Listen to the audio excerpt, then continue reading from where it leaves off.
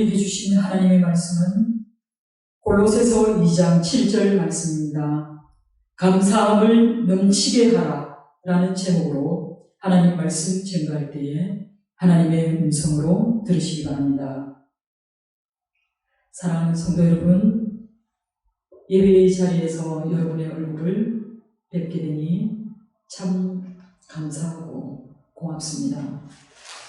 예배의 자리에 나오신 사랑하는 성도 여러분에게 하나님의 은혜와 평강이, 그리고 하나님의 무궁한 자비하심과 그리고 위로하심이 충만한 시간 되기를 주님의 이름으로 축원합니다.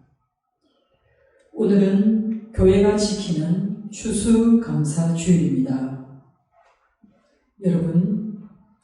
여러분의 한 해를 잠잠히 생각해 보시기 바랍니다. 여러분 한 해는 어떠했습니까? 저는 이제 개천한 지 2년이 채 되지는 않았지만 2년 차가 되니까 오히려 첫 해보다 더 마음이 무거웠습니다. 저 개인적으로 정말 하나님의 은혜가 아니었다면 도무지 여기까지 올 수 있었겠나 라는 생각을 많이 하였습니다. 하나님의 선하심과 그의 신실함을 내가 믿지 않았다면 지금 하고 있는 일을 내가 과연 감당할 수 있었을까 생각해보면 그럴 수 없었을 것 같습니다. 그러나 하나님께서 붙들어 주시고 또 이 길을 가기에 지치지 않도록 도움의 손길을 보내주시고 또 동력할 일꾼을 곁에 두시고 또 하나님만을 예배하기를 사모하는 사람들로 내 삶 가운데 채워주시니 이 모든 것이 하나님의 은혜가 아니고 무엇일까를 생각하면 감사와 기쁨의 예배를 드리지 않을 수 없습니다. 지금까지 인도하신 그 신실하신 하나님이 지금처럼 장래에도 함께 하실 것을 믿기 때문에 우리 교회가 그리고 우리 성도들이 이 믿음만을 붙들고 예배자로서 그리고 소망하는 공동체로서 살아가게 될 줄 믿습니다. 올 한 해에도 이른 비와 늦은 비로 그리고 풍성한 햇살과 생기와 소망이 넘치는 바람으로 우리의 삶을 견인해 주신 하나님께 영과 진리로 예배하는 추수감사절 주일 예배 되기를 주님의 이름으로 축원합니다. 대부분의 사람들은요, 감사에 대해서 말할 때 감사할 일이 있을 때 감사할 수 있다고 생각합니다. 내가 병이 들었는데, 내가 사랑하는 누군가와 헤어졌는데, 내가 지금 경제적으로 너무나 궁핍하고 나를 도울 사람이 아무도 없는데 내가 어찌 감사할 수 있는가? 라고 말합니다. 감사할 수 없는 상황에 놓여 있는데 감사해야 한다라고 얘기한다면 그것은 불가능한 일이다 라고 말합니다. 그리고 이 모든 상황에도 감사하다라고 말하는 사람들을 오히려 가식적이고 위선적인 사람이다 라고 바라보는 경향이 있습니다. 최근에 많은 심리학자들이 감사는 삶의 만족도에 아주 긍정적인 영향을 미친다 라고 말하고 있는데요. 삶에서 감사가 나오는 것이 아니라 내가 감사하는 그런 태도를 취할 때에 내 삶에 긍정적인 영향이 있다라고 말하고 있다는 것입니다. 독일의 신학자이자 설교자였던 에크하르트는 감사야말로 우리의 전생에 있어 할 수 있는 유일한 기도이다. 우리의 기도는 감사로 충분하다라고 말하였습니다. 이것은 감사라고 하는 것이 결코 우리의 삶과 뛰어놓아서는 안 되는 그런 영향력 있는 그런 삶의 태도라는 말이 될 것입니다. 여러분, 그러나 일찍이 성경은 우리에게 감사하는 삶에 대해서 가르쳐주고 있습니다. 성경이 말하는 이 감사라고 하는 것은 하나님을 향한 하나님의 백성들이 취해야 할 삶의 태도라고 우리에게 말씀하고 있습니다. 구약 성경에서 감사를 토다라고 하는데요. 이 말은 히브리어 야다, 즉 고백하다라는 그 말에서 파생된 말입니다. 이 단어가, 이 토다가 찬양하다, 감사하다라는 의미로 쓰일 때 이 찬양과 감사의 대상은 사람이 아니라 우리 하나님이 된다는 것입니다. 다시 말해서 성경이 말하는 이 감사, 즉 우리의 마음에서 우러나는 그 찬양, 그리고 그 감사의 마음은 하나님의 신실성에 대한 믿음을 전제로 하고 있다는 것입니다. 우리는 바울이 각 교회에 편지를 할 때에 그가 서문에 공통적으로 쓰고 있는 말이 바로 감사라는 것을 알 수 있습니다. 고린도 교회에 편지할 때 고린도 교회에게 주신 하나님의 은혜에 감사했습니다. 그리고 로마 교회에게 편지할 때에는 로마 교회의 그 믿음이 온 세상에 전파되게 된 것을 바울은 감사했습니다. 그리고 데살로니가 교회에게 편지할 때에는 데살로니가 교회가 하나님의 말씀을 받아들인 것에 대해서 감사했습니다. 그리고 빌립보 교회에 감사할 때에는 빌립보 교인들이 하나님의 복음을 전하는 일에 동참한 그 일에 대해서 바울은 감사했습니다. 그리고 오늘 본문인 골로새서에서도 마찬가지입니다. 당시 골로새 교회는요, 거짓 가르침과 그리고 이단들의 도전에 의해서 많은 어려움을 겪고 있었습니다. 바울은 골로새서를 쓸 그 당시에 바울이 옥에 갇혀 있었습니다. 여러분, 그리고 이 골로새 교회는요, 바울이 직접 세운 교회도 아닙니다. 이 교회는 바울의 제자였던 에바브로에 의해서 지어진 교회입니다. 그럼에도 불구하고 바울은 옥중에 있으면서도 그 골로새 교인들에게 권면하였습니다. 믿음에 굳게 서서 감사함을 넘치게 하라고 그들에게 권면하고 있는 것입니다. 바울이 왜 이렇게 믿음의 성도들에게 감사를 말하고 있는 걸까요? 그것은 그리스도인의 감사가 상황과 형편을 넘어서는 것이기 때문에 이 감사가 우리의 신앙생활에 얼마나 중요한가를 가르쳐주기 위함입니다. 오늘 본문 말씀 앞에 5절에 살펴보면 바울은 골로새 교인들이 질서 있게 행함과 그리스도를 믿는 너희 믿음이 굳건한 것을 기쁘게 바라보고 있다 라고 말하면서, 그리고 이어서 골로새 교회 공동체에게 6절과 7절에 권면하면서 또 잊지 않는 것이 그 시대에 완연했던 이단들에 대한 거짓된 가르침에 대해 경고하고 있습니다. 그 안에 뿌리를 박으며 세움을 받아 교훈을 받은 대로 믿음에 굳게 서서 감사함을 넘치게 하라고 바울이 권면하고 있는 이 본문 말씀을 여러분 자세히 살펴보면 이 말은 전부 4가지로 구분되고 있습니다.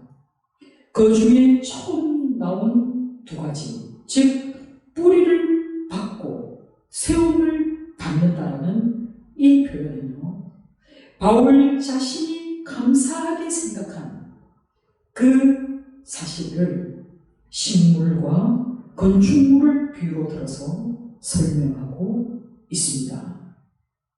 바울은 이처럼 에베소서 3장 17절에서도 성도의 영적 상태와 그 성장을 식물과 건축물로 비유한 적이 있습니다.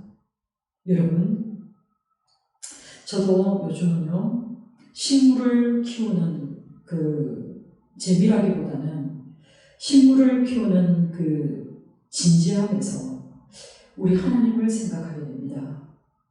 정말 나무가 상하고 풀들이 상하여 말랐음에도 불구하고 자세히 관찰하다 보면요, 그 마른 가지 사이에서 이 움트고 있는 새순을 볼 때가 있습니다. 그러면 차마 이 화분을 버리지를 못하겠어요. 왜요? 어찌 보면 주변에 그 흉물스럽게 말라버린 가지와 나무 잎을 생각하면 버려도 될 것 같은데, 살아나는 그 생명 하나 때문에 이 화분을 버리지를 못한다는 거예요. 이것은 달리 얘기하면 이 죄악된 가운데에 하나님이 우리를 보실 때에 그 한 사람, 하나님 앞에 진실하고자 하는 그 한 사람 때문에 이 세상을 보존하고 계신다는 생각을 떨쳐버릴 수가 없다는 것입니다. 우리 주님께서 알곡과 가라지를 비유하실 때 그 가라지를 그냥 두고 보시는 이유는 행여나 알곡이 상할까봐 두고 보신다라고 말씀하신 것과 같습니다. 식물은요, 그것이 새로 움틀 수 있다는 것은 그것이 그 땅에 뿌리를 내린다는 것입니다. 뿌리를 받고 있다는 것입니다. 나무가 땅에 강하게 뿌리 내린 것처럼 그리스도 예수 안에서 너희가 뿌리를 내렸다는 것을 내가 보았다는 겁니다. 그리고 또 건축물에 비유하는 것, 여러분, 그냥 집이 뚝딱 지어지는 게 아니지 않습니까?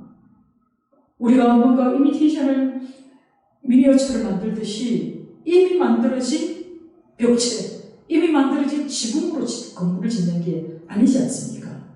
어떻습니까?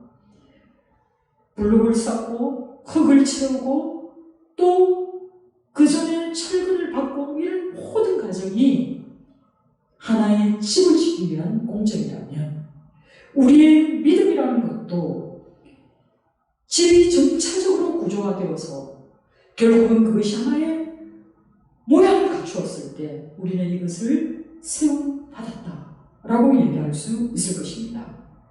그리고 법적 용어를 들어서 계약이 추인되어서 이게 구속력을 갖는 것. 그래서 우리가 교훈을 받은 대로 믿음 위에서 굳게 세워져 나가는 것. 이것을 바울이 권면하고 있다는 것입니다. 그리고 오늘 이 본문의 말씀을 자세히 살펴보면요, 뿌리를 박는다는 것, 그리고 세움을 받는 것, 그리고 믿음에 굳게 서는 것은 원어에 살펴보면 수동태로 적혀 있습니다. 내 힘으로 되어지는 것이 아니라는 것입니다. 이것은 바로 하나님으로부터 받을 때 이 모든 것이 가능하다는 말씀입니다. 그리고 마지막에 쓰여져 있는 능치게 하라는 이 말씀은요, 원어에 살펴보면 능동태입니다.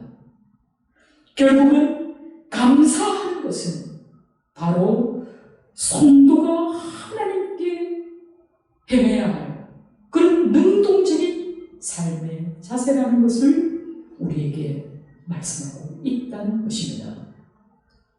사랑하는 성도 여러분, 감사는요, 누구나 할 수 있는 것 같지만 실제로 그렇지 않습니다. 여러분, 감사는 어떤 사람들이 할 수 있습니까? 감사는 내가 결심한다고 감사가 되시는 것이 아닙니다. 감사는 오직 하나님께서 내 삶과 함께 하셨음을 내가 경험적으로 알고 깨달은 자만이 감사할 수 있습니다. 여러분, 감사는요, 바로 하나님의 은혜에서부터 출발하는 것입니다. 하나님의 은혜를 깨닫지 못한 사람은 삶에서 감사를 누리지 못합니다. 여러분, 감사하는 삶이 얼마나 중요한지 모릅니다. 감사하는 삶은 우리의 삶의 방향을 바꿔놓습니다. 어떤 사람은 감사함으로 그의 삶을 긍정적으로 이끌어가는 사람이 있다면, 어떤 사람은 감사할 것이 넘쳐남에도 불구하고 감사의 제목을 찾아내지 못하고 오히려 불평과 원망과 욕심으로 가득 찬 삶을 살아가고 있는 것을 우리는 삶을 통해 왕왕 보게 됩니다. 바울은 로마서 1장 21절에 하나님을 믿지 않는 이들에 대해서 이렇게 증거하고 있습니다. 하나님을 알되 하나님을 영화롭게도 아니하며 감사하지도 아니하고 오히려 그 생각이 허망하여 지며 미련한 마음이 어두워졌나니. 여러분, 하나님을 안다고 하면서 이렇게 허망하고 어두운 생각에 갇혀있다면 과연 내가 하나님을 제대로 알고 있는가, 나 스스로를 의심해 보아야 합니다. 이 말씀은 역설적으로 얘기하면 하나님을 믿는 사람이라면 반드시 하나님을 영화롭게 하고 하나님께 감사하며 살아간다는 것을 말씀하고 있습니다. 보네포는 신앙인인지 비신앙인지 구별하는 방법을 감사에 두었습니다. 감사할 줄 아느냐, 감사할 줄 모르느냐가 바로 신앙인과 비신앙인을 구별할 수 있는 그런 방법이다 라고 말씀하고 있습니다. 여러분은 어떻습니까? 여러분은 여러분의 삶을 둘러싸고 있는 하나님의 은혜에 과연 감사하고 있습니까? 여러분이 지금 호흡하는 것도, 그리고 우리가 마음껏 예배의 자리에 나와서 예배할 수 있는 것도, 내가 내 발로 얼마든지 걸어갈 수 있는 것도, 내가 숟가락을 들어서 밥을 먹을 수 있는 것도, 이 모든 것이 하나님이 나의 생명을 보존해 주시기 때문에 가능한 겁니다. 내 삶의 호흡이 끝나는 날까지 하나님이 나와 함께 하시기에 내가 어떤 형편에 놓이든지 내가 감사할 수 있을 때 나는 충만한 하나님의 은혜를 누리는 사람이 될 줄 믿습니다. 바울은요, 데살로니가 교회 성도들을 향해서 항상 기뻐하라, 쉬지 말고 기도하라, 범사에 감사하라 라고 말했습니다. 여러분, 바울이 서신을 보낼 때 그때 그 서신을 받는 교회들의 형편은 결코 녹록한 상황이 아닙니다. 그들은 현실적으로 너무나 큰 어려움에 직면해 있으면서도, 그리고 또 그들의 교회 내에서 영적인 그 이단들과 거짓된 가르침 때문에 싸워야 했던 것이 바로 이 당시의 교회 형편입니다.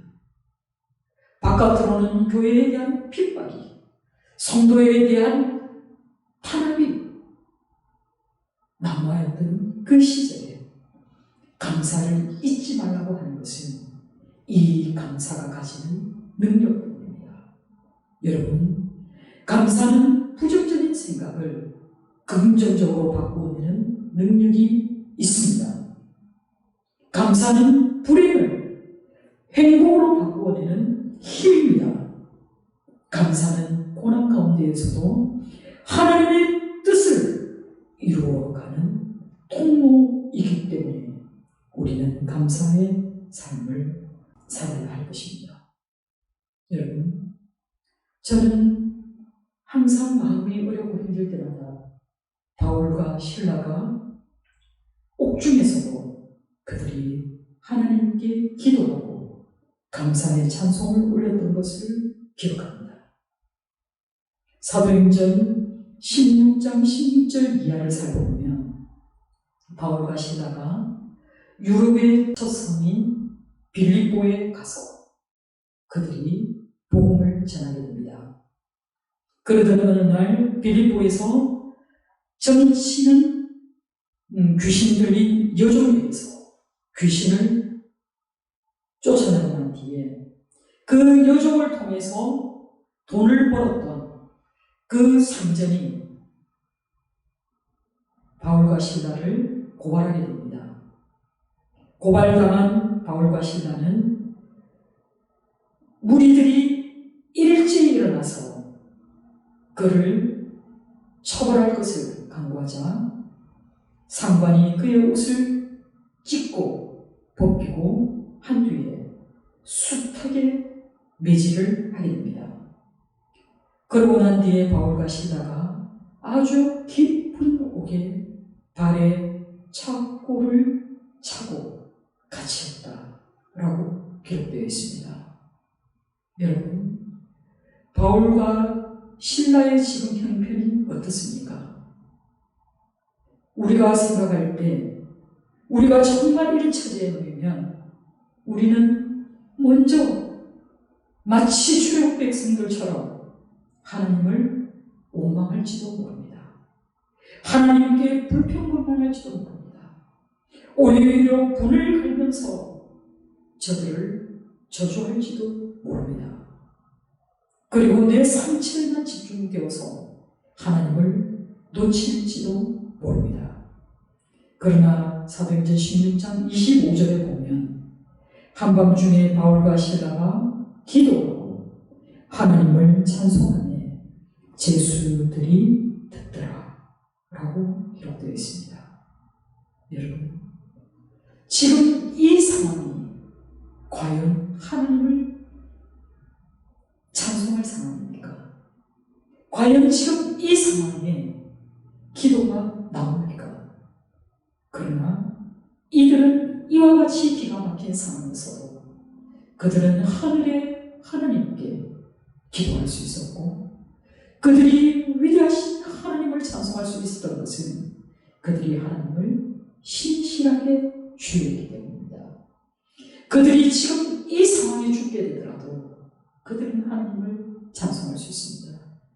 그들이 지금 이 상황에서 언제 방면될지 모르는 그런 상황에 놓여 있다 하더라도 그들은 하나님의 이름을 높일 수 있었습니다. 그랬더니 어떤 일이 일어납니까? 그들이 진정으로 기도하고 그들이 혼신을 다해 찬양할 때 기적이 일어났습니다. 26절에 보면 이에 갑자기 큰 지진이 나서 옥터가 움직이고 문이 곧 다 열리며 모든 사람의 매인 것이 다 벗겨진지라. 여러분, 우리 눈앞에 벌어진 이 상황이 바로 우리 영적 상태로 설명하자면 우리가 기도하고 찬송할 때에 우리를 옥죄고 있던 모든 것들이 벗겨지고 풀려날 줄 믿습니다. 제수들이 도망한 줄 알고 자결하려고 했던 그 간수는 오히려 이들을 통해 위로를 받습니다. 두려움에 떨며 그가 어떻게 하여야 할지, 어떻게 하면 구원을 받을 수 있는지를 오히려 묻습니다. 이때 너무나 유명한 말씀이 주어집니다. 주 예수를 믿으라. 그리하면 너와 내 집이 구원을 받으리라. 이 말씀이 주어졌을 때 간수의 반응은 어떻습니까? 간수는 주의 말씀을 그 사람과 그 집에 있는 모든 사람에게 전하라 하였더니 그가 전하고 그 가족들이 세례를 받고 구원을 얻게 됩니다. 사랑하는 성도 여러분, 이처럼 기도와 찬송은 죽을 것만 같은 사람을 살리는 능력이 있습니다. 그리고 이것은 사람만을 살리는 것이 아니라 하나님의 사람들을 괴롭히는 자들까지 구원에 이르게 하는 하나님의 놀라운 사랑이 담겨 있다는 것입니다. 또한 구약 성경에서 정말 기도할 수 없는데 기도한 사람이 있습니다. 그 사람은 바로 다니엘입니다. 다니엘 6장 1절에서 9절에 보면요, 다니엘을 향한 아주 강력한 업무와 그리고 적기가 가득 차 있는 그 무리들을 보게 됩니다.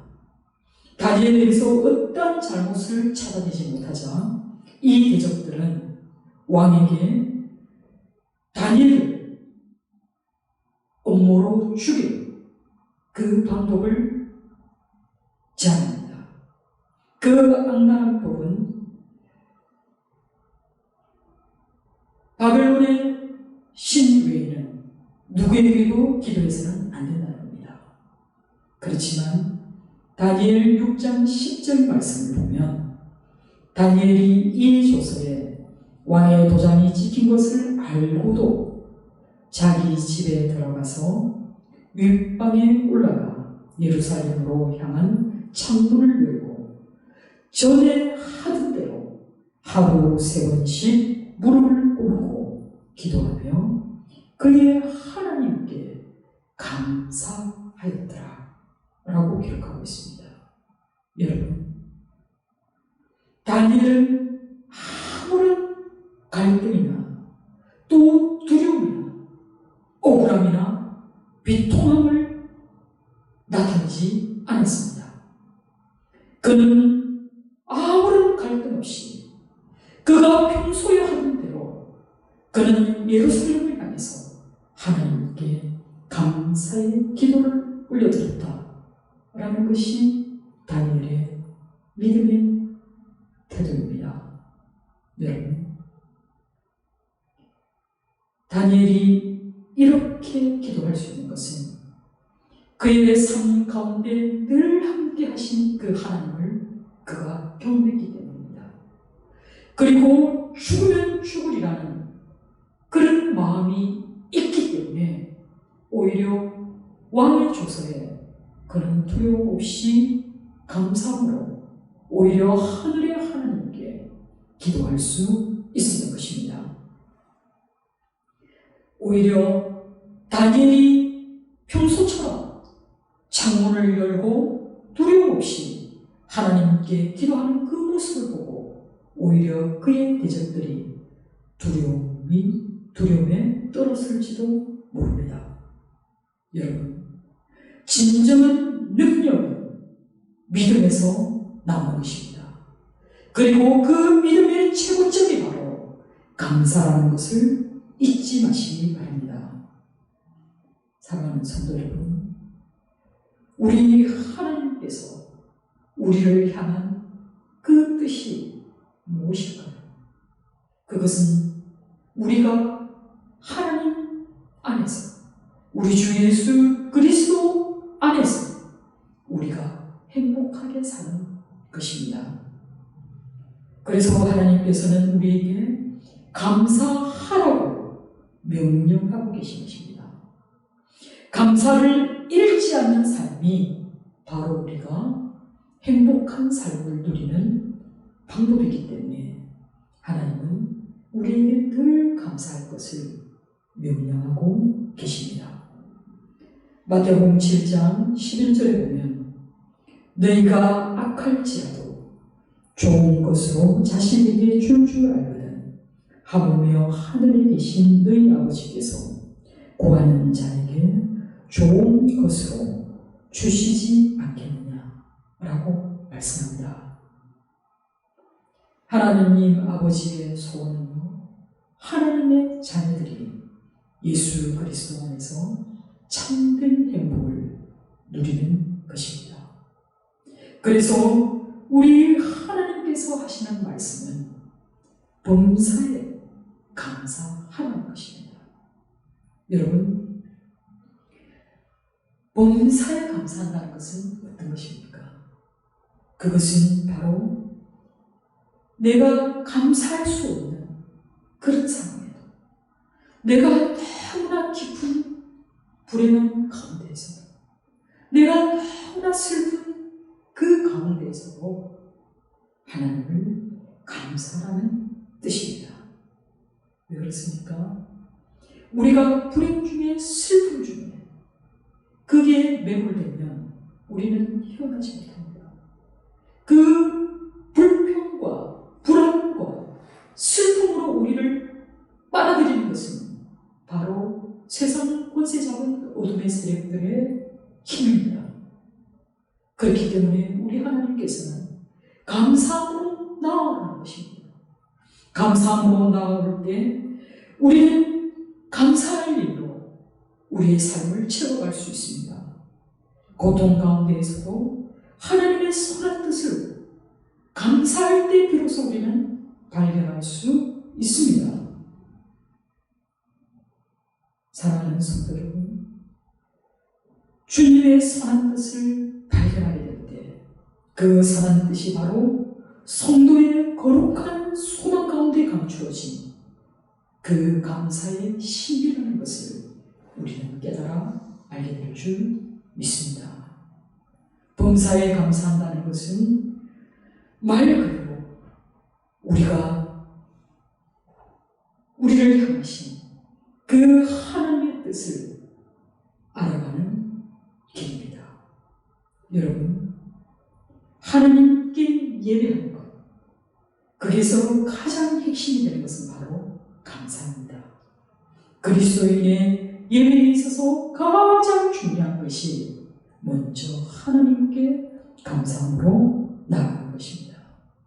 스토아 학파 사람들은요, 그들의 몫으로 결정된 운명에 대해 감사하라고 이야기하지만 우리 그리스도인은 고난 가운데에서 정말 내가 감사할 수 없는 그 절박한 상황에서도 감사함으로 나아올 때 우리가 반드시 승리하게 되리라고 말씀하고 있습니다. 그렇기 때문에 범사에 감사할 수 있어야 합니다. 범사에 감사해야 합니다. 그것이 그리스도 예수 안에서 우리에게 향하신 하나님의 뜻이기 때문에 그렇습니다. 그리스도 예수 안에서 그리스도로 말미암아 그리스도를 통해서 우리는 그 감사의 기쁨을 누릴 수 있습니다. 우리 주님이 주시는 그 감사는 성령께서 우리 안에 임재할 때 우리가 깨달아 알 수 있습니다. 사랑하는 성도 여러분, 오늘은 추수감사주일입니다. 우리의 삶을 돌이켜보면요, 즐거운 날도 많았지만 괴롭고 힘든 날들도 많았을 것입니다. 누구에게 차마 말하지 못했지만, 그리고 말 한들 알아줄 것 같지 않아서 가리고 숨긴 여러분들만의 괴로움과 고통이 있었을 것입니다. 그러나 여러분의 삶의 모든 자리에 함께 하시는 그 하나님은 선하신 하나님이심을 믿으시기 바랍니다. 선하신 하나님께서 계획하시는 모든 일은 결코 우리가 절망하거나 낙담하거나 실패하기를 원하지 않으십니다. 내가 이유 없이 고통 가운데 있다면 여러분은 하나님의 선한 계획 가운데 있는 줄 믿으시기 바랍니다. 하나님께서 여러분을 연단하여서 여러분을 그 푸른 불과 같은 곳에 밀어넣어서 여러분이 온전한 순금으로 정금같이 나오실 것을 기대하시기 때문에 여러분을 고통 가운데서도 하나님이 함께 하시며 지켜보시고 응원해 주시는 줄 믿으시기 바랍니다. 사실 우리는요, 우리의 생각과 우리의 계획대로 되지 않을 때 우리는 하나님을 놓치려고 합니다. 하나님으로부터 우리가 등을 돌리려고 합니다.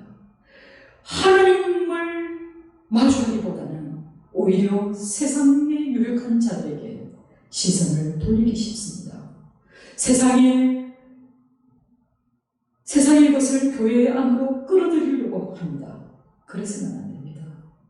우리 하나님의 신실하심과 그의 선하심을 믿는다면 우리는 하나님의 때를 오늘의 성실함으로, 오늘의 진실함으로 우리는 살아내야 할 줄 믿습니다.